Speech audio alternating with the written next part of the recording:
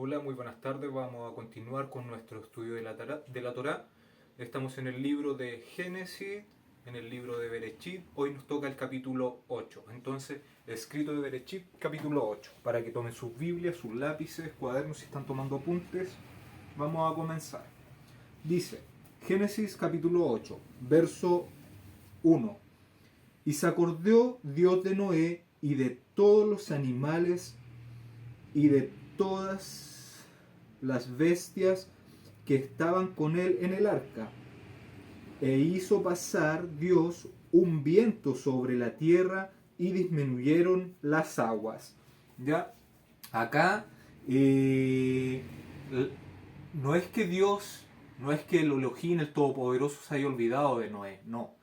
Este suceso, donde dice que se acordó, significa que Dios en todo momento estaba atento a Noé, se acordaba continuamente de él, ¿ya?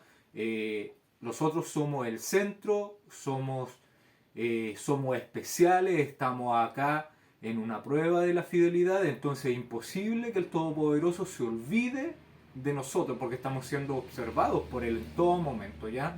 Hemos visto los capítulos anteriores que somos como langosta acá en este plano, en esta extensión donde nos dejó el Todopoderoso para demostrar si somos fieles a Él o no.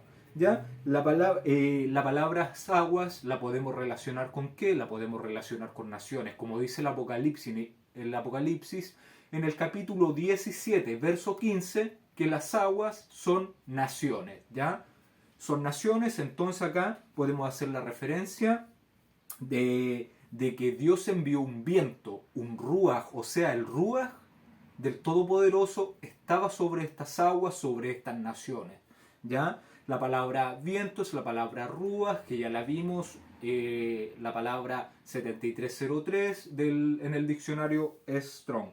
Aquí se vuelve a repetir como Génesis 1.1 cuando la presencia, el espíritu de Elohim, la presencia del Todopoderoso, se cenía sobre la faz de las aguas y las tinieblas estaban en la faz del abismo. Ya podemos hacer referencia a eso. Entonces, el Todopoderoso se acordaba continuamente de Noé, tal cual se acuerda de ti, se acuerda de mí, se acuerda de nosotros, está pendiente de toda su creación, a él no se le escapa nada. Entonces, eso quiere decir con esto de que se acordó de Noé, ¿ya? Él está siempre preocupado de nosotros, él solo nos quiere entregar amor, nos quiere entregar lo mejor. De nosotros depende si lo recibimos o no, ¿ya? Eh, verso 2. Y se cerraron las fuentes del abismo y las cataratas de los cielos, y la lluvia de los cielos fue detenida, ¿ya? En la palabra cielo, recordar que es la palabra chamayín, ¿ya? ¿Por qué significa chamayín? Significa elevado, ¿ya? ¿Por qué? Porque se separaron en las aguas, ¿ya? Hay aguas arriba de este arco visible, de esta bóveda como espejo fundido, ¿ya? Se separaron las aguas, se le puso el nombre de chamayín, en lo más alto, donde se mueven, donde giran las estrellas, así dice la escritura, donde giran las estrellas hasta el éter, ya que es la ciencia de lo que se ha olvidado, del éter, para que ustedes lo busquen, que es donde se mueve todas estas luminarias, todos estos astros que el Todopoderoso nos dejó para que nosotros nos guiáramos con respecto a sus fiestas, a los tiempos, a las estaciones, a, a todo a todo lo que nos guiara hacia Él. ¿Ya? Le voy a pedir a mi esposa que por favor me lea el libro de Enoc, el capítulo 86, 87, 88 y un tercio del 89, por favor. De nuevo estuve fijando mis ojos en el sueño, y vi el cielo por encima, y he aquí que cayó una estrella del cielo en medio de los toros grandes, y comió y pastoreó en medio de ellos. Entonces vi estos toros grandes y negros, todos ellos intercambiaban sus pastos, establos y becerros, y comenzaron a vivir unos con otros. Observé de nuevo en mi sueño y miré hacia el cielo, y he aquí muchas estrellas, descendían y caían del cielo en medio de la primera estrella y eran transformadas en toros en medio de aquellos becerros y pastaban con ellos y entre ellos. Los miré y vi cómo todos sacaron sus miembros sexual como caballos y montaron las vacas de los toros, y todas quedaron preñadas y parieron elefantes, camellos y asnos. Todos los toros les tenían miedo, se aterrorizaron con ellos y comenzaron a morder con sus dientes, a devorar y a cornear. Y además comenzaron a devorar a esos toros, y he aquí que todos los hijos de la tierra empezaron a temblar y a espantarse entre ellos y a huir. Nuevamente vi cómo comenzaban a golpearse el uno al otro y a devorarse el uno al otro, y la tierra se puso a gritar. Después elevé de nuevo mis ojos al cielo y tuve una visión. He aquí, salieron del cielo seres parecidos a hombres blancos. Salieron 4 de ese lugar y 3 con ellos. Así, esos 3 que salieron de últimos me tomaron de la mano y me llevaron por sobre la generación terrestre hasta el lugar elevado y me mostraron una torre alta construida sobre la tierra, y todas las colinas eran más bajas. Me dijeron: permanece aquí hasta que hayas visto todo lo que sucederá a estos elefantes, camellos y asnos, y a las estrellas, las vacas y a todos ellos. Vi a uno de los 4 que había salido primero agarrar a la primera estrella que había caído del cielo, atarla de pies y manos y arrojarlas en el abismo profundo, angosto, escarpado y oscuro. Después uno de ellos sacó la espada y se la dio a los elefantes, camellos y asnos, y ellos comenzaron a herirse el uno al otro, y toda la tierra tembló a causa de esto. Seguí observando mi sueño cuando he aquí que uno de los 4 que habían salido le llegó una orden del cielo, y él tomó a todas las numerosas estrellas cuyos miembros sexuales eran como los de los caballos, y él las ató a todas de pies y manos y las arrojó al abismo de la tierra. Uno de los 4 fue hasta donde uno de los toros blancos y les enseñó, y él construyó para sí un barco y habitó en su interior. Los 3 toros entraron con él en el barco, que fue cubierto y techado por encima de ellos. Yo estaba mirando y vi 7 chorros echando mucha agua sobre la tierra. He aquí que se abrieron los depósitos de agua del interior de la tierra y comenzaron a brotar y a salir las aguas sobre ella. Seguí mirando hasta que la tierra fue cubierta por las aguas, por la oscuridad y por la niebla que se cernía sobre ella. Los toros fueron sumergidos, alejados y aniquilados de aquellas aguas. El barco flotó sobre las aguas, pero todos los toros, asnos salvajes, camellos y elefantes se hundieron en las aguas. De nuevo vi en mi sueño cómo los chorros de aguas desaparecieron de alto techo, las grietas de la tierra fueron niveladas, pero otros abismos se abrieron, y el agua empezó a descender por ellos hasta que la tierra quedó al descubierto. La barca reposó sobre la tierra, la oscuridad se retiró y apareció la luz. Entonces el toro blanco, que se había convertido en hombre, salió de esta barca y con él los 3 toros, uno de los cuales era blanco y se parecía a ese toro, otro era rojo como sangre y el otro negro. Empezaron a engendrar bestias salvajes y aves. Hubo una multitud de toda especie: leones, leopardos, perros, lobos, hienas, cerdos salvajes, zorros, ardillas, jabalí, halcones, buitres, gavilanes, águilas y cuervos. En medio de todos ellos nació otro toro blanco. Ya, perfecto, gracias. Acá el escritor de este libro, que es Enoc, el séptimo después de Adán, ya en la descendencia de la simiente pura, nos está contando lo que sucedió, ya estos toros que él está hablando en parábolas, ya conversamos esto de las parábolas. ¿Por qué? ¿Por qué se escriben parábolas? ¿Por qué se habla en parábolas? Porque hay dos simientes. Entonces, ¿quién va a entender esto? Van a ser los hijos del Todopoderoso, los que siguen sus mandamientos, la simiente que tiene a Dios, ya no la simiente de la serpiente. Entonces, está hablando de que en un comienzo descendieron las estrellas.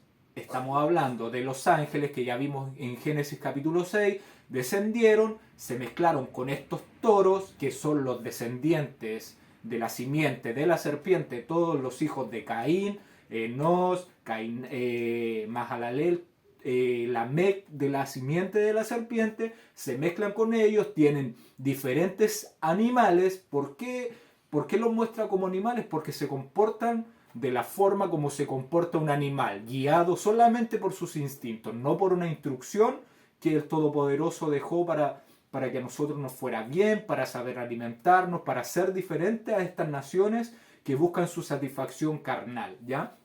Entonces, está hablando que descendieron, se mezclaron con estos animales y vino, hay un toro blanco que es Noé, que construyó un bote, un arca, ¿ya? Comenzó el diluvio, lo cual destruyó a todos estos seres híbridos que ya estaban, a este elefante, a estos cerdos, a todas estas naciones que se estaban formando, fueron destruidas, fueron raídas de la faz de la tierra. Y este toro blanco entró al arca con 3 toros, ¿ya? Que es Jafet, Sem y Cam. Estos 3 toros ya tienen una representación. Dice que Sem es blanco, o sea, que es un toro puro. Ya tenemos a Jafet, que tiene relación con sangre, y Cam, que tiene relación con oscuridad, un toro negro. ¿Por qué? Recordemos que nosotros lo vimos, que Noé subió con su esposa al arca y sus 3 hijos con sus 3 esposas. Y la esposa de Noé, según el libro de Jacer, dice que es Naamá. Naamá, ¿quién es Naamá? Naamá es una hija de Lamec, no del Lamec de la simiente pura de Adán, sino el Lamec de la simiente de Satanás. Ya él se mezcló con Sila, que era hija de Cainán, de la simiente blanca, tomó a Sila y a Ada, de la simiente blanca, se relacionó la simiente de Satanás con ella, y Sila tuvo a Tubal-Caín y tuvo a Naamá, ¿ya? Y esta Naamá fue la que tomó por esposa Noé. De esta forma podemos entender cómo atravesó el arca de esta simiente de la serpiente y se instaló en la nueva creación, en la nueva oportunidad que Dios estaba dando a la humanidad, ¿ya? Entonces, Cam, al tener esa tendencia de toro oscuro como lo describe Enoch, ya es porque esos genes de Cam venían genéticamente, ya se mezclaron la simiente blanca con la simiente de la serpiente, porque Lamec era de la simiente de la serpiente y Sila era la simiente pura. Entonces ahí los genes empezaron a mezclarse. Y es por eso que a Cam, los hijos que tiene son los diferentes naciones que se le llaman leones, se le llaman lobos, perros, todo ese tipo de animales se le da ese nombre a esas naciones, a esas multitudes, porque viven bajo instinto, no viven bajo una instrucción, ¿ya? Entonces, eso está hablando el Enoch, el escritor de este libro de Enoch, ¿ya? Y en el verso 2 que estamos, dice que las cataratas de los cielos y la lluvia fue detenida. Entonces, vamos a ver en esta imagen que tenemos lo que es la bóveda. Tenemos la bóveda, ¿ya? Tenemos el sol, la luna, los astros que se mueven en el chamayín, en los cielos, girando, alumbrando la tierra, que es esto, que es este sector. Y las aguas, dice que se rompieron las cataratas de los cielos y fluía, el mismo libro de Enoc lo confirma, dice que fluían 7 puertas de agua que caía, esta agua que fue dividida en un comienzo, empezó a caer, a caer, y de abajo brotaba el agua hacia arriba, entonces esto se empezó a llenar de agua como una pecera, ¿ya? Entonces el agua llegó hasta cierto límite, vimos que eran 15 codos más arriba de los montes, se llena hasta acá, todo esto queda sumergido en tinieblas, en oscuridad, ¿ya? Y es donde se rae todo ser que vivía en la tierra. Solamente quedó el arca flotando en esta parte. Esta es la cosmología de las diferentes civilizaciones que se tenía desde un comienzo. El heliocentrismo es una religión que se empezó a formar en el año 1927 a 1930. Georges Lamaitre, ya lo he dicho, ya un belga, un sacerdote católico, y que está influenciado, que está pagado, auspiciado por la Iglesia Católica, que le hace adoración al sol, por eso se llama helio, porque ponen al sol como centro del universo, ¿ya? Siendo nosotros el centro del universo, nosotros que estamos en esta prueba de la fidelidad, ¿ya? Entonces se llenó como una pecera, se mantuvo por 150 días acá, para que muriera los seres que había, los seres vivientes. Entonces después se cerraron estas puertas, dice que se cerraron esas puertas y empezó a disminuir el agua, se abrieron acá, donde brotaba el agua hacia arriba, se cerraron y se abrieron con puertas acá abajo para que bajara, para que descendiera el agua gradualmente. Entonces los ángeles, las estrellas que bajaron para mezclarse con las mujeres que tuvieron hijos, ya híbridos, todos estos semidioses que ya vimos que fueron los gobernantes, los que tenían el poder, y esos bajaron 4 ángeles, dice el libro de Enoc, lo que leyó recién mi esposa, bajaron 4 ángeles y encadenaron a estos seres, a estos ángeles, a estas estrellas, las encadenaron y las tiraron acá, al fondo de la tierra, lo más probable donde hay lava, ya donde está la lava, donde está lo más profundo de la tierra, ya en lugares oscuros, escarpados, donde no puede penetrar el hombre, donde no puede entrar el hombre. Ya conversamos en el capítulo anterior del Pozo de Kola, que es lo más profundo que se ha llegado, que es 12 kilómetros, ¿ya? Entonces la nada misma en capas de la superficie terrestre se ha ingresado, el hombre ha podido ingresar. No hay la maquinaria, no existe la tecnología para hacer eso, ¿ya? Entonces los ángeles están por acá esperando el juicio final. Y todos los descendientes de ellos, todos estos semidioses poderosos, famosos, que fueron naciéndole, esos espíritus están dentro de esta bóveda, están dentro de acá, y esos son los demonios que dominan a las personas, ¿ya? Eso los toman, y está la demás simiente de la serpiente que bajó después. Con Can se empezaron a multiplicar estas naciones, estos animales. Hechos 10, el libro de los apóstoles del libro de Hechos, capítulo 10, ¿ya? Y 11, habla de esto, de ese paño que vio Pedro, que bajó del cielo 3 veces, donde veía diferentes animales, diferentes aves, rapiñas y todos, y Dios le dice que no haya inmundo. ¿Por qué? Porque Dios tiene que llegar a los gentiles. Todo esto, después esta simiente empezó con los exilios a irse a las naciones. Entonces, eso está hablando Hechos 10, ¿ya? No está hablando de que tú puedes comer cualquier cosa, no. No, ella sabía que ingresó al arca animales limpios y animales no limpios, y todavía no estaba dado en el monte Sinaí esa instrucción, ¿ya? Entonces, el libro de Hechos no puede estar hablándole a Pedro de que podía comer lo que él quería. No. Pedro jamás había comido nada inmundo. Él lo dice. Entonces, Yeshua ya había muerto hacía como 20 años y a eso se refiere esa historia de Cornelio cuando envía a llamar a Pedro, ¿ya? Entonces, esta es la cosmología que se tenía. Satanás, recuerden, Satanás es el padre de la mentira, es el padre. Eso no significa que él te va a decir una mentira, no. La escena está tan bien puesta que ni siquiera nos obligan a consumir las cosas que envenenan, las cosas que ellos nos quieren dar, ¿ya? Comprendan eso, que va mucho más de decir una simple mentira. La escena, la Iglesia Católica, los jesuitas han encargado de envolver nuestra mente con un globo que supuestamente gira a 106 kilómetros por hora en nuestras galaxias, y nosotros, nuestros sentidos no sienten nada. Recuerden, Satanás es el padre de la mentira.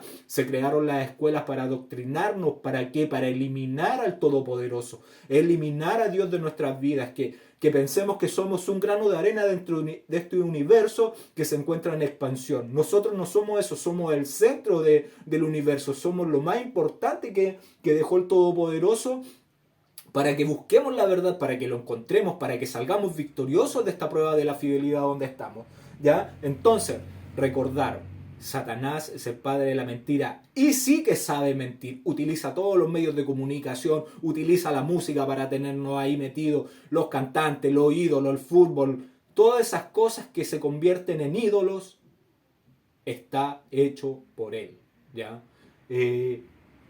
Para que lo comprendan, para que lo entiendan, todo se puede entender. Esta cosmología me resulta bastante más lógica que hubiera pasado este diluvio, que se empezó a caer el agua, se llenó como una pecera, se mantuvo el agua y el agua siempre se mantiene un nivel recto, ¿ya? Entonces, eso es para que sepan, ¿ya? Continuamos. Espero que se haya entendido eso y sea Dios veraz y todo hombre mentiroso. Sea Dios veraz y todo hombre mentiroso. ¿Ya? A nosotros nos han dejado listo todo. Crearon un calendario gregoriano con las fiestas establecidas donde usted tiene que participar. Le dicen, usted tiene que celebrar esta fiesta, tiene que celebrar esta otra fiesta, este día. Los solsticios, justo cuando ellos celebran al dios Sol, ¿ya? Justo cuando el Sol se levanta más o decae más, muere, ¿ya? Los minutos están hechos con referencia a un dios egipcio que se llama Amin, las horas está relacionado con Horus, todo está relacionado con los dioses paganos para que no adoremos al Todopoderoso como Él lo quiere. Ya es hora de despertar, es salir del letargo en el que estamos, de este sueño donde nos tienen sumergidos, este conjuro, este hechizo lleno de mentiras, y tenemos que salir de esta agua que son las naciones donde estamos sumergidos, y salir como esta arca, este remanente que tiene que salir, y que Dios va a enviar su viento, su ruaj, para reprender a estas naciones que nos quieren consumir, nos va a proteger y nos va a cuidar. No tenemos que tener miedo, no tenemos que tener miedo de decir la verdad, ¿ya? No importa que nos llamen que somos unos ignorantes, que somos unos conspiranoicos, no importa. Sea Dios veraz y todo hombre mentiroso. Continuamos. Estamos en Génesis capítulo 8, verso 3. Y las aguas decrecieron gradualmente de sobre la tierra, y se retiraron las aguas al cabo de 150 días. ¿Ya? Le voy a invitar a leer el libro de Génesis, capítulo 7, 10. Libro de Génesis, capítulo 7, verso 10. Capítulo 7, Génesis, capítulo 7, 10. Dice: y sucedió que al séptimo día las aguas del diluvio vinieron sobre la tierra, el año 600 de la vida de Noé, en el mes segundo, a los 17 días del mes. ¿Ya? Entonces, a los 600 años de Noé, a los 600 años, en el en el mes segundo, día 17. Día 17. Ya ahí tenemos la fecha de que comenzó el diluvio. Entonces, comienza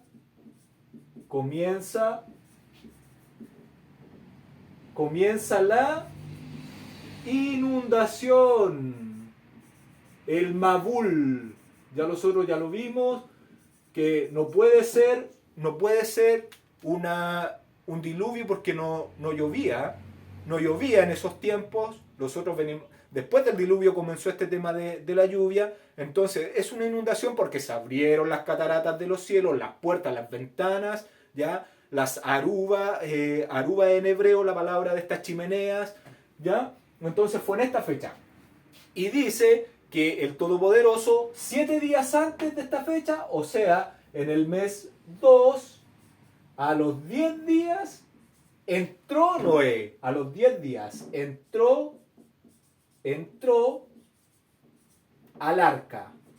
¿Ya? Entonces, el día 10 del mes 2 entró al arca y el mes 2, al día 17, comenzó la inundación. Ya se abrieron las puertas de los cielos y de abajo empezó a brotar hacia arriba el agua. ¿Ya? Entonces, después de los 7 días comenzó. Y nosotros estábamos en el verso 3. Y se retiraron las aguas de 150 días. Ya. Entonces, tenemos esa fecha. Después dice que la inundación duró 40 días. ¿Cierto? Entonces, si nosotros hacemos la cuenta, estamos en el mes 2, en el 17, para llegar más 40 días, en el mes 3 con 17, ¿cuántos días tendríamos? Tendríamos 30 días. Y si le sumamos 10, nos daría 3 meses con 27 días. Entonces, en el mes 3, en el día 27, serían los 40 días de inundación.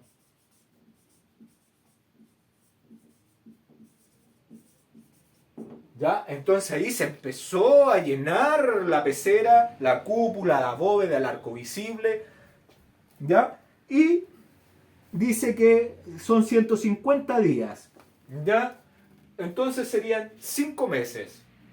Esos 5 meses se cuentan desde el mes 2. Desde el mes 2 a los 17 días del mes, cuando comienza el diluvio, se cuentan estos 150 días. Y esto nos daría en el mes 2, mes 3, mes 4, mes 5, mes 6, mes 7. Entonces, en el mes 7, a los 17 días del mes, ya se cumplen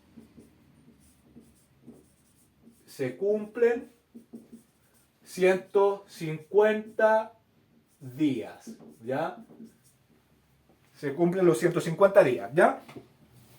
Continuamos. Génesis 8, verso 4. Y reposó el arca en el mes séptimo, a los 17 días del mes, sobre el monte Ararat, ¿ya?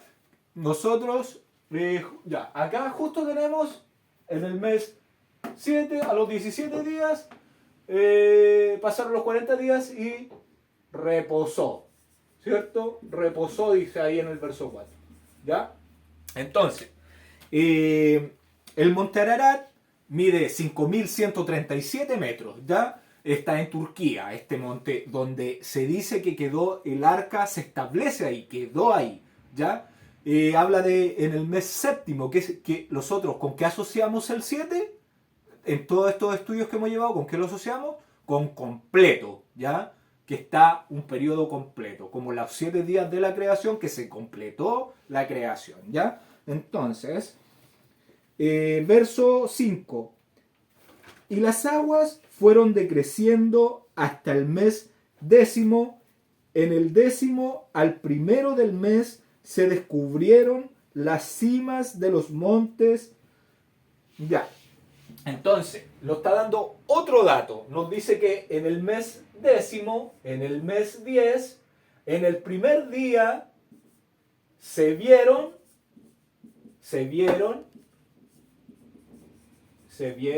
las montañas. Se vieron las montañas, ¿ya? Entonces, nosotros recordemos que el agua subió 15 codos más arriba de las montañas más altas. Estábamos hablando de 7 metros aproximadamente, que subieron las aguas de los picos más altos de los montes, ¿ya? Entonces, verso 6. Sucedió que al cabo de 40 días abrió Noé la ventana del arca que había hecho. Y en verso 7, y envió un cuervo, el cual salió y estuvo yendo y volviendo hasta que las aguas se secaron sobre la tierra, ¿ya? Entonces, aquí nos dio una fecha, nos dice que el 10, en el día 1, en el mes 10, en el día 1 se vieron los montes. Después dice que pasaron 40 días. Entonces, si nosotros le sumamos al 10, al mes 10, ¿a qué mes llegaríamos? Si le sumamos 30 días, al mes 11, el día 1. Y son 40 días, entonces llegaríamos al mes 11 en el día 11, ¿cierto? Entonces aquí 40 días, se envió el cuervo. Se envió el cuervo. Se envió el cuervo, ¿ya? Entonces, ahí se envió el cuervo a los 40 días, por la fecha que va, por los datos que va entregando el escritor del Génesis, ¿ya? Y, bueno, nosotros ya vimos que el agua tiene relación con las naciones. Nosotros entendemos que la Biblia está narrando sucesos pasados, presentes y futuros, ¿ya? Nosotros lo hemos visto, que encontramos cosas que van a suceder en un futuro, que están pasando o que fueron, ¿ya? Entonces esos son patrones que uno va encontrando, además de los significados de las cantidades de los números, el 7, el 6, el 5, el 4, ya todo tiene un significado más allá de un simple número, ¿ya? El cuervo en este caso tiene representación, sabemos que es un animal inmundo, ¿ya? Entonces tiene representación de esta nueva creación, salió, representa a toda esta oscuridad, porque el cuervo se le nombra cuervo por el color de su pelaje, que es oscuro, ¿ya? Entonces tiene relación con esta oscuridad que va a haber, estos periodos oscuros que va a haber aquí en la tierra, ¿ya? En esta nueva creación que el Todopoderoso lo estaba dando, ¿ya? Entonces, eso tiene relación. ¿Por qué envió un cuervo? Porque Noé está dando una señal de las cosas que van a pasar después de que salgan de esa arca. Está dando a conocer el futuro, ¿ya? Entonces, el cuervo significa oscuridad, como lo vimos en el comienzo. ¿Qué iba a haber? Iba a haber una lucha entre la luz, entre la oscuridad, entre la vida y la muerte, la justicia, la injusticia, el orgullo. Todas estas cosas se iban a entrelazar. No sé si usted este dibujito, yo creo que más de alguna vez lo ha visto, ¿ya? Entonces, aquí esto pintado de negro y eso pintado de blanco. Me imagino que usted lo ha visto, que es el yin yang, ¿ya? Entonces, eso se relaciona con la luz, con las tinieblas que se van a entrelazar acá en este plano donde estamos, ¿ya? En esta prueba de la fidelidad, ¿ya? Entonces, eso representa el cuervo. Verso 8. Envió también de sí una paloma para ver si las aguas se habían retirado de sobre la faz de la tierra. ¿Ya? Entonces envió una paloma. Verso 9. Y no halló la paloma donde sentar la planta de su pie, y volvió a él al arca, porque las aguas estaban aún sobre la faz de toda la tierra. Entonces él extendió su mano y tomándola la hizo entrar consigo en el arca. Ya los voy a invitar a leer el libro de Deuteronomio 28, 64, Deuteronomio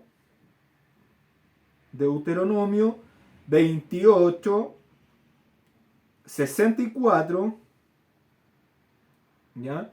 vamos a leer qué significa que la paloma no hubiera podido posar la planta de su pie en estas aguas, ¿ya? ¿Qué eran las aguas? Naciones, pueblos, lenguas, ¿ya? Entonces, ¿y a quién podría simbolizar esta paloma? ¿A quién podría simbolizar esta paloma blanca? ¿Ya? El cuervo, la paloma, las aguas, ¿a quién podría simbolizar? ¿Ya? Para que usted vaya pensando qué podría simbolizar. Dice, y el gran yo soy te esparcirá por todos los pueblos, desde un extremo de la tierra hasta el otro extremo, y allá y ahí servirás a dioses ajenos que no conociste tú ni tus padres, al leño y a la piedra.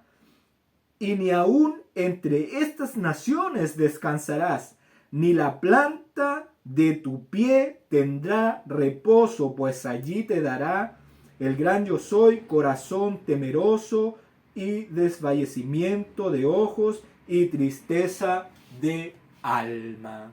Por eso es importante cada datito que el escritor del Génesis nos está dando, está ahí, está por algo, ¿ya? Si dice que esta paloma no logró poner la planta de sus pies en la tierra, en esa agua, en esas naciones que son espinos y cardos que van a estar siempre molestando a los que quieren hacer la voluntad del Todopoderoso, a los que quieren hacer los mandamientos del Todopoderoso, siempre van a estar ahí, afligiéndola, sometiéndola, ¿ya? Entonces, esta paloma no halló ese reposo. Esas naciones, uno acá no va a hallar el reposo mientras estas aguas no se sequen por completo, no vamos a hallar ese reposo. Ese reposo va a venir cuando esas aguas se sequen por completo y podamos plantar nuestra planta del pie, poner nuestra planta del pie en esa tierra prometida, ya que nos va a llevar el Mesías, Yeshua, cuando Él gobierne esta tierra con vara de hierro, ¿ya? Entonces, eso está haciendo referencia el escritor de que no halló dónde poner la planta de su pie. Y quiero que leamos ya lo leímos, Deuteronomio 28, 64 al 65. ¿Ya? Entonces, eso está relacionado con exilio igual, el tiempo que el pueblo de Israel, los que obedecen, Israel el que vence con Dios, iba a estar en las naciones, ya hasta el momento en que vamos a poder poner nuestra planta del pie en la tierra prometida. Verso 10. Continuamos en el libro de Génesis, en el libro de Bereshit, capítulo 8, verso 10. Esperó aún otros 7 días y volvió a enviar la paloma fuera del arca. ¿Por qué espera 7? ¿Por qué espera un periodo de 7? ¿Por qué no espera 2, 3, 4, 5, 6 días? ¿Por qué no?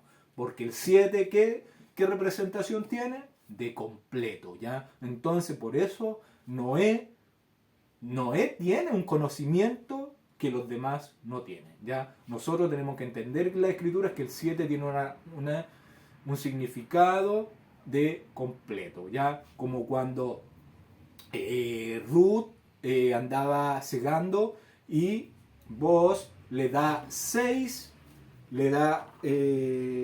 manojos, 6 porciones de cebada para que se la lleve a su suegra. Y Ruth le cuenta a Noemí, ¿ya?, que le había dado esta cebada, y Noemí comprendió que 6 faltaba algo para que todo estuviera completo. Entonces le dice a Ruth que esto no iba a estar, vos no iba a descansar hasta que esto se completara. Ya él tenía que hablar con el pariente que era más próximo para tomar a Ruth como esposa, ¿ya?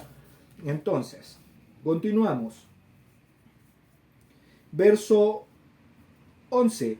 Y la paloma volvió a él a la hora de la tarde, y he aquí que traía una hoja de olivo en el pico, y entendió Noé que las aguas se habían retirado de sobre la tierra.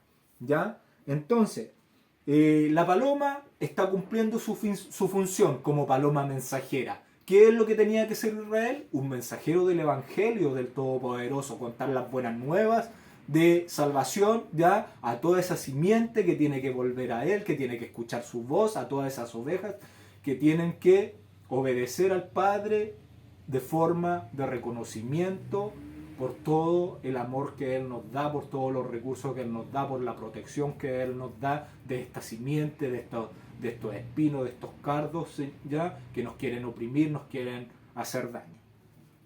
Y entonces con esto Noé entiende, comprende que Dios ha cumplido su promesa de una nueva creación. Ya la tierra estaba, ya la paloma llevó una hoja de olivo. ¿Qué representará el olivo? Ya, ¿qué representará ese olivo? Representa la unción. Ya, ¿de dónde se saca el aceite?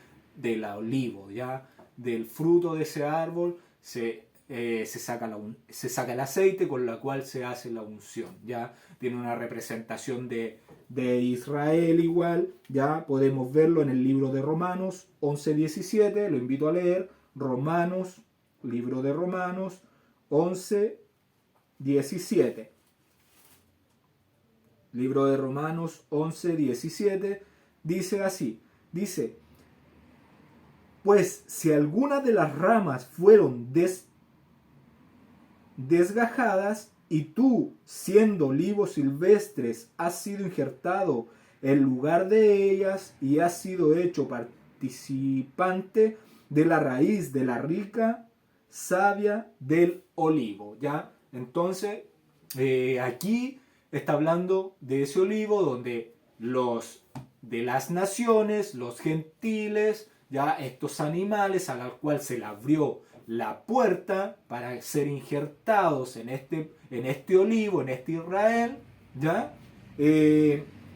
A eso está haciendo referencia. Y el libro de Jeremías 11:16. Otro testigo tenemos a Jeremías 11:16. Entonces vamos a dar lectura. 11:16. Dice así: olivo verde, hermoso en su fruto y en su parecer, llamó el gran yo soy tu nombre. A la voz de recio estrépito hizo encender fuego sobre él y quebraron sus ramas. Ya aquí está hablando de la nación de Israel, ya que él lo llama olivo. Entonces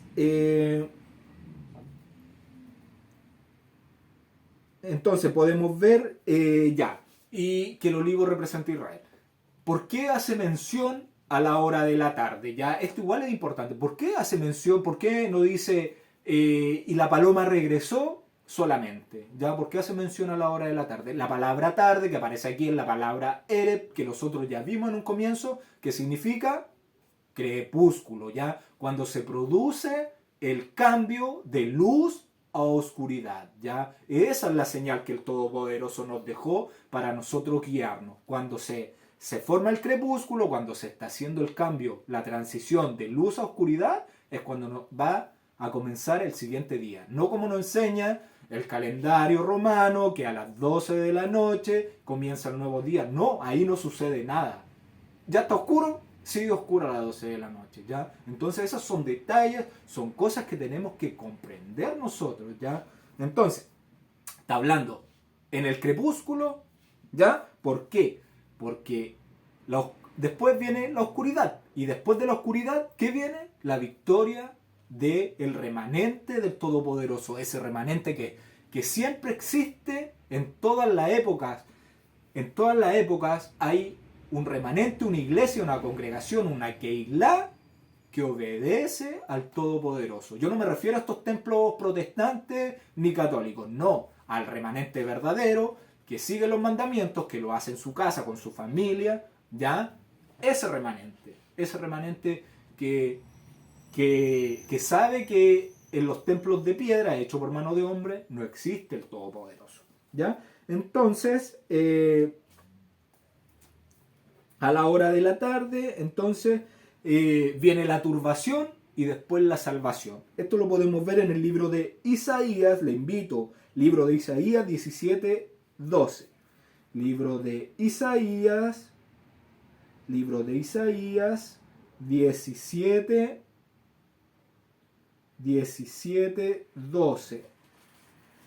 Isaías 17, 12. Vamos a leerlo. Dice: hay multitud de muchos pueblos que harán ruido como estruendo del mar, y murmullo de naciones que harán alboroto como bramido de muchas aguas. Aquí está haciendo referencia a lo que hemos visto en Apocalipsis, que son aguas, ¿ya? Verso 13. Los pueblos harán estrépito como de ruido de muchas aguas, pero Elohim los reprenderá y huirán lejos. Serán ahuyentadas como el tamo de los montes delante del viento y como el polvo delante del torbellino. Lo mismo que vimos ahora hace poquito, que ese viento, ese ruach, la presencia de Dios, que vino y disminuyeron las aguas. Entonces, aquí está hablando el mismo, ese viento, la presencia de Dios, va a disminuir a estas naciones que son como aguas, que rugen como agua, ¿ya? Eso está haciendo referencia. Dice, estamos en Isaías, ¿ya? Verso 14.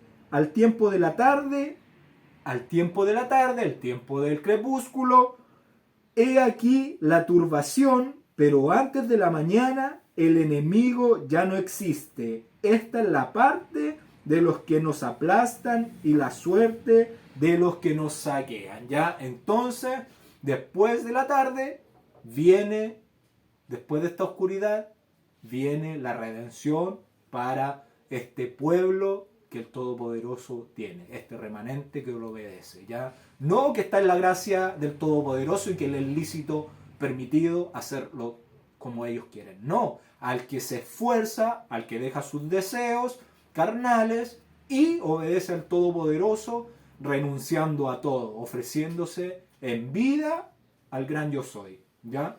Ese es el pueblo que va a salir victorioso en fin. No el que busca excusas para vivir su vida como él quiere. Además, sí que eso representa la hora de la tarde. Espero que lo hayan comprendido, que le haya quedado claro. Continuamos. Verso 12. Y esperó aún otros 7 días y envió la paloma. Y envió la paloma, la cual no volvió más ya a él, ¿ya? Entonces, esperó 7 días más. Acá podemos anotar que envió en el mismo mes, tendríamos mes 11, 11 más 7 días sería en el mes, en el día 18. Después, en el mes 11, en el mes 25, ¿ya? Tenemos 18, 11 más 7 son 18, y 18 más 7 son 25, y tenemos otro que es en el mes 12, en el día 2. Mes 12 en el día 2, ¿ya? Porque aquí habían transcurrido 7 días, envió paloma.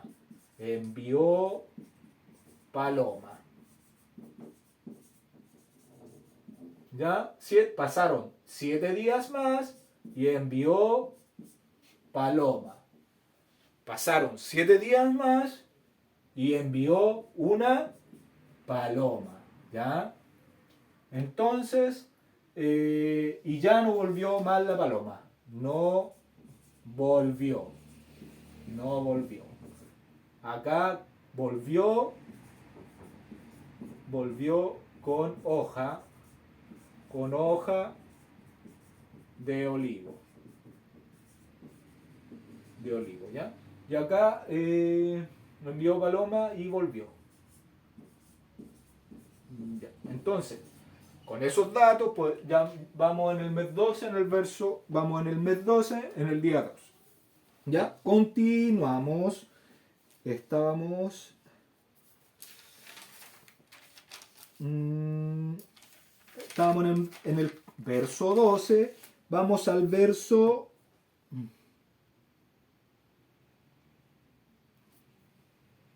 12, la cual no volvió más, ¿cierto? Entonces, de acá, ya, entonces, esta paloma que ya no vuelve más, podemos comprender que ya entró a esta nueva creación, esta nueva oportunidad de vida que el Todopoderoso nos da, ya, esto que se iba a vivir después del diluvio, se iba a volver a dar una oportunidad de vida a este remanente que quedó, a estas 8 personas, ya, donde estaba Naamá, donde está Cam, que es por donde va a seguir esta simiente de la serpiente, y los hijos de Noé, Sem, que es la simiente pura, de donde tiene que salir el Mesías, el Cordero que va a dar la vida por nosotros, ¿ya? Entonces, la paloma no volvió más, es la nueva oportunidad que el Todopoderoso nos está dando. Verso 13. Y sucedió que en el año 601 de Noé, en el mes primero, en el día primero del mes, las aguas se secaron sobre la tierra, y quitó Noé la cubierta del arca, y miró, y he aquí que la faz de la tierra estaba seca. ¿Ya? Entonces dice que aquí nos está dando otro dato en el mes primero, en el día primero del mes. ¿Ya? Entonces, dice, en el año 601 de Noé, en el primer mes, en el día 1 de este mes, aquí quitó la cubierta. Quitó la cubierta. ¿Ya? Aquí no, entonces quita la cubierta. Quita la cubierta y mira. ¿Ya? Ese datito tenemos.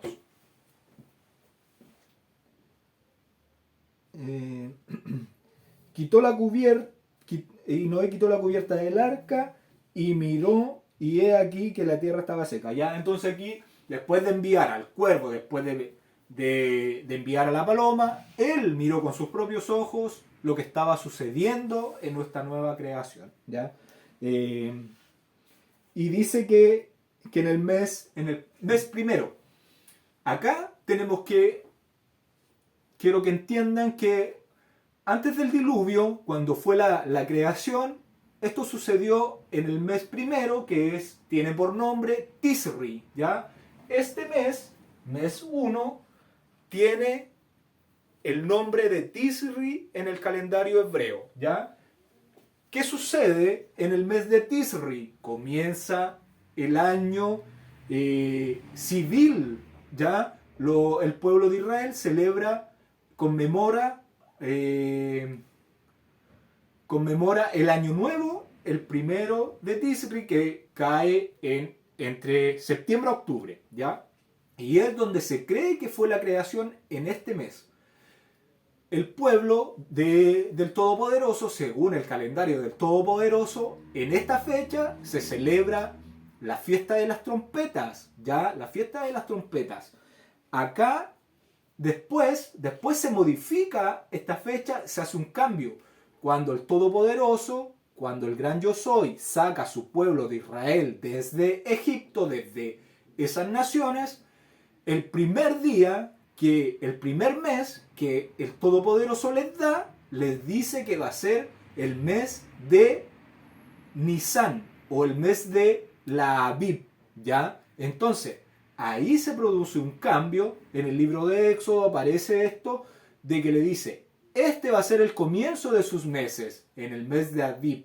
¿Por cómo sabemos eso? Porque dice que la cebada estaba lista ya para ser cosechada. Entonces, esa es la señal en donde comienza el año. Y esto cae entre marzo y abril del calendario gregoriano, que es donde se celebra el comienzo de año según lo que estableció el Todopoderoso en su escritura, ¿ya?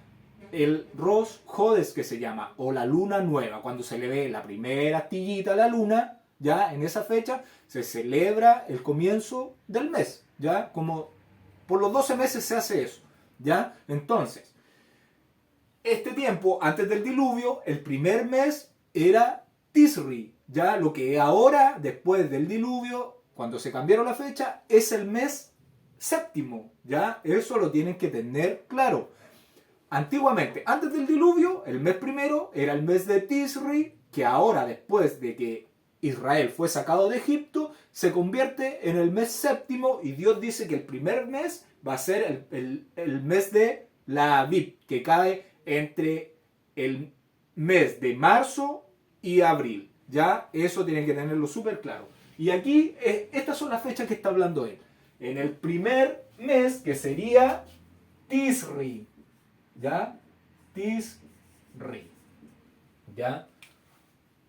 Entonces, ese es el mes. Y nosotros, ¿qué celebramos? Según el Todopoderoso, que está en Levítico 23, la fiesta, dice que en el mes séptimo, al primer día del mes, se tocará la trompeta. ¿Ya? Esto tiene representación de ese nuevo comienzo, ¿ya? En la nueva creación, ¿ya? El 601, porque termina el 600, ¿ya? De Noé, viene el reposo, ¿ya? Nosotros comprendemos que, ya entendemos que 6 es incompleto, ¿cierto? Y cuando termina ese 6, ese milenio, ese 600, va a comenzar el séptimo, empieza a correr, y eso se transforma en el reposo que tiene que tener para que se complete esta creación, ¿ya? Entonces, va a sonar la séptima trompeta, ya donde nos vamos, no. La séptima trompeta es al final del sexto año. Aquí ya se vivió el reposo, entonces acá se está viviendo ya la nueva creación. Esa representación tiene. Esa representación tiene. Continuamos.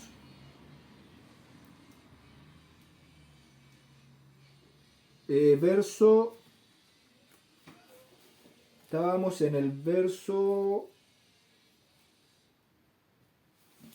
Ya, verso 14. Génesis 8, verso 14.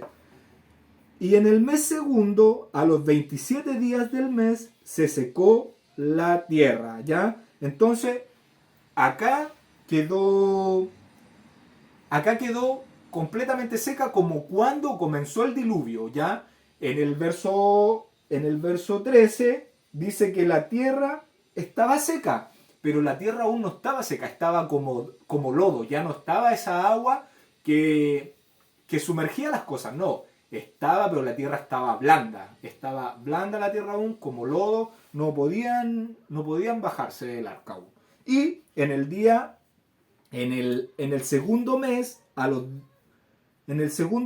27, se secó la tierra. Entonces, en el segundo mes, en el día 27, se secó la tierra. Se secó la tierra. ¿Ya? Entonces, ahí tenemos el fin del diluvio. El fin del diluvio. Entonces, el diluvio lo vemos que comenzó en el año 600, en el segundo mes. En el 600, en el segundo mes, a los 17 días. Y terminó en el año 601, en el segundo mes, a los 27 días. Entonces tendríamos 301 años, según el libro de Enoch, es de 364 días. ¿Cuánto nos faltarían para llegar a los 27? Nos faltarían los 10 días. ¿Ya? Nos daría una suma de 374 días aproximadamente, lo que duró el diluvio universal de la creación. ¿Ya? Entonces, eso es lo que nos cuenta la narrativa del diluvio universal. Acá ustedes podrían ir sumando ya los días. Tenemos los 7 días, acá después tenemos que fueron 40 días, después tenemos hasta el 7 tenemos 150 días, hasta acá, hasta el 7 del 17 tenemos 150 días, Acá tenemos 40 días, pero estos 40 días están dentro de estos 150, ¿ya? Entonces aquí serían 150 días y acá tenemos 40 días más. Acá tenemos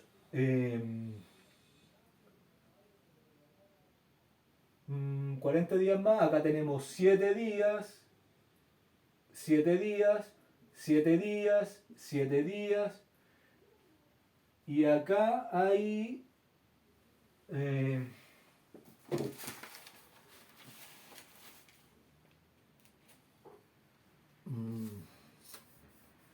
ya, del mes séptimo aquí al mes décimo hay 74 días. ¿Ya? Porque si empezó hasta aquí, hasta el mes séptimo a los 17 días, tenemos 150 días. ¿Ya? Y del mes séptimo a los 17 días, después habla del mes décimo al un día. ¿Cuántos días faltarían? Mes octavo, con 17 días tendríamos 30 días. Al mes noveno, más 17 días, tendríamos 60, ¿ya? Y serían 74 días. ¿Ya? Y ahí ustedes tienen que ir sumándolo. ¿Ya? Continuamos. Verso 15. Génesis capítulo 8, verso 15. Entonces habló Dios a Noé diciendo, verso 16, sal del arca tú y tu mujer y tus hijos y las mujeres de tus hijos contigo. ¿Ya? Entonces, Dios, el Todopoderoso, le da la orden a Noé de que puede salir del arca. ¿Y qué estaba esperando Noé? Noé estaba esperando la instrucción del Todopoderoso, porque Noé era un hombre justo, un hombre que obedecía al gran yo soy. Ya él demostró tener fe. Eso es fidelidad. Creer en el Todopoderoso, en la instrucción que Él nos da, obedecerla sin cuestionarla y esperando esa promesa que Él hace, esa salvación que Él nos está ofreciendo sin nosotros poder verla. Porque a Noé le dijo que construyera un arca y Noé lo hizo, no lo cuestionó, no dijo que ¿por qué voy a hacer eso? Que hoy día no, es que mañana no. Él obedeció lo que el Todopoderoso le dijo.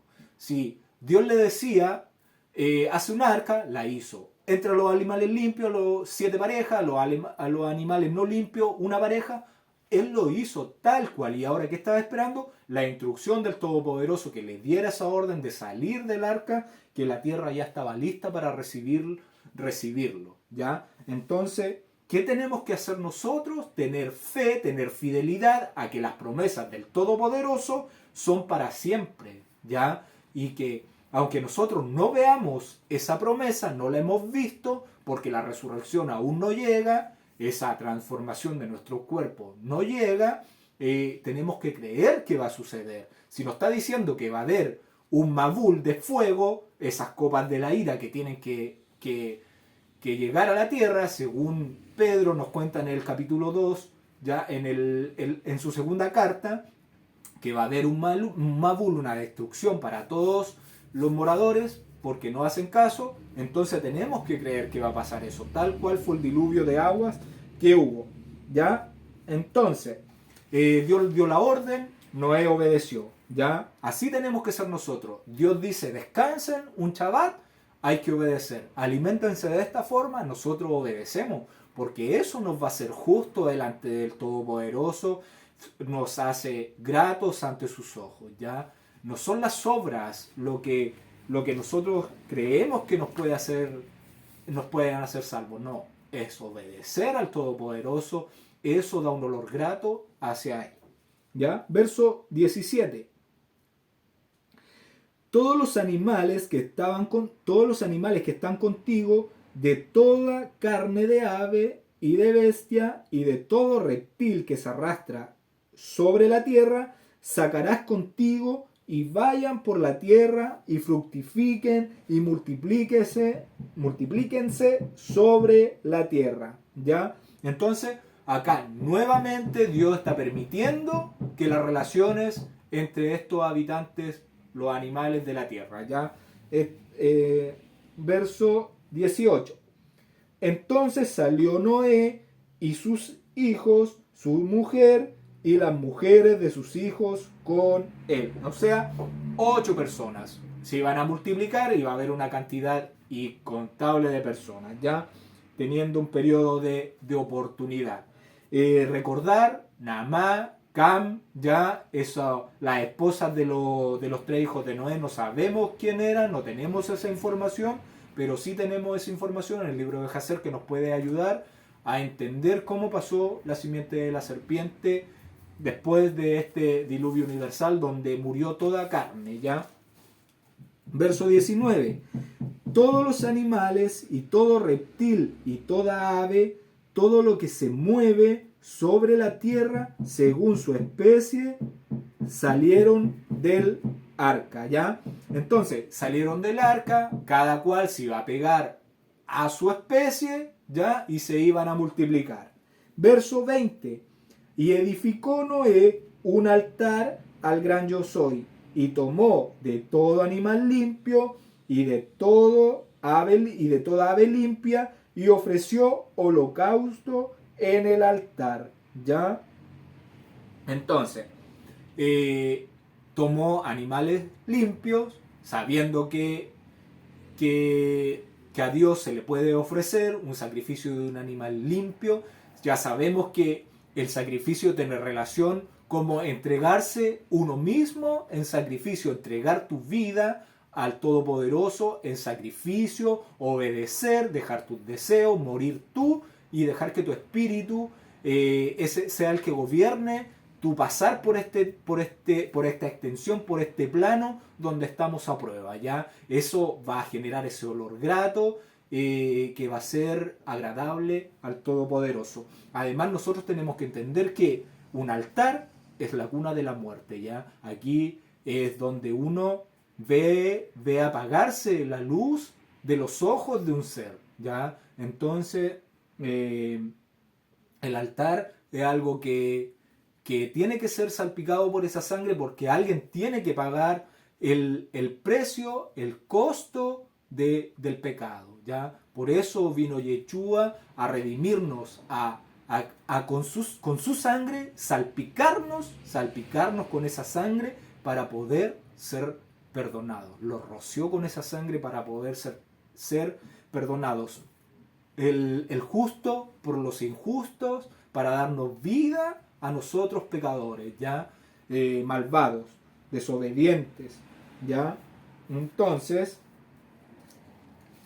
eso es lo que tiene relación al altar, porque el altar además significaba que Yeshua iba a padecer, iba a ser golpeado, humillado, iba a ser humillado hasta lo más bajo de la tierra, ¿ya? Siendo él un ser que es espiritual, que no tenía por qué haber bajado a esta tierra, a haber salvado a estos seres que viven en casas de barro, que no somos nada, no tenemos poder para nada, ¿ya? Aunque muchos son cifrinitos y se creen la creme de la creme, pero no somos nada, no podemos hacer nada, puros cifrinos, y nosotros no podemos hacer más blanco un cabello de nuestra cabeza, ni alargarnos 1 centímetro, ni medio centímetro, nada.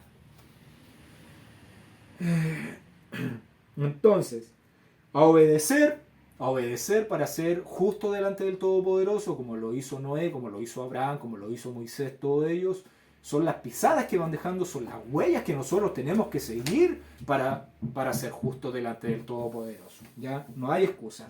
Y tenemos que entender que los sacrificios ya existían antes de la instrucción que se fue dada en el monte Sinaí.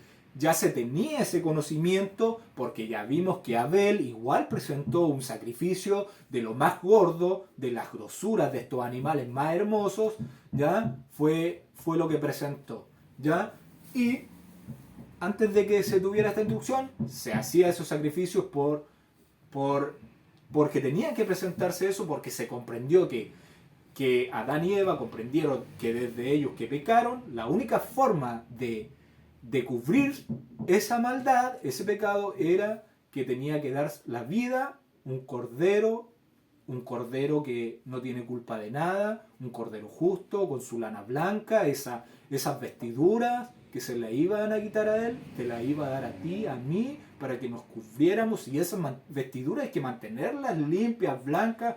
O sea, eso se hace obedeciendo la instrucción del Todopoderoso. No hay forma otra, no hay forma otra. Así que obedece al Todopoderoso. Hoy es el día. Escapa de las religiones, escapa de estos escenarios montados por la simiente de la serpiente para tenernos ocupado calentando una banca en la iglesia donde no se aprende nada más que nada. Es así de simple. Verso 21, continuamos. Génesis capítulo 8, verso 21.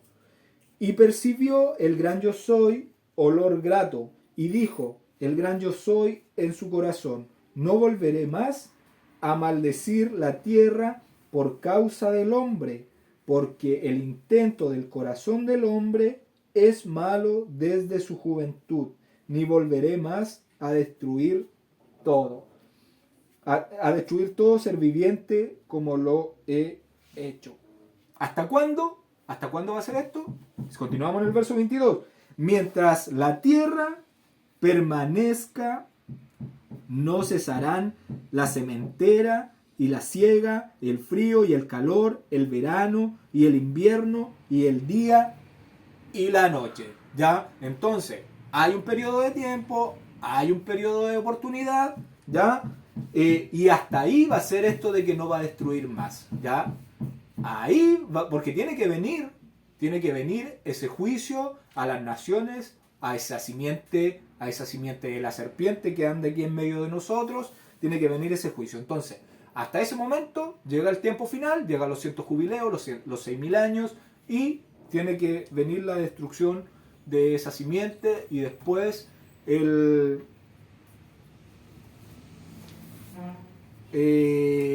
ya la tierra nueva, ya esta tierra va a desaparecer. Lo podemos leer en el libro de Apocalipsis 20:11. Libro de Apocalipsis, lo voy a invitar a leer. Libro de Apocalipsis, capítulo 20, verso 11. Dice así: y vi un gran trono blanco, y al que estaba sentado en él, de delante del cual huyeron la tierra y el cielo, y ningún lugar se encontró para ellos. Entonces, la tierra va a ser destruida, huirá el cielo y la tierra, y ya no se hallarán más, porque iremos a la nueva Jerusalén, a la nueva Salem, donde está el Mesías esperándonos para coronarnos como victoriosos de esta prueba de la fidelidad, que hemos salido victoriosos. En todos fuimos probados y hemos salido victoriosos, con su ayuda, por su misericordia, porque grande es la misericordia de él. ¿Ya? Y podemos verlo en el libro de Mateo 24:35. Libro de Mateo 24:35.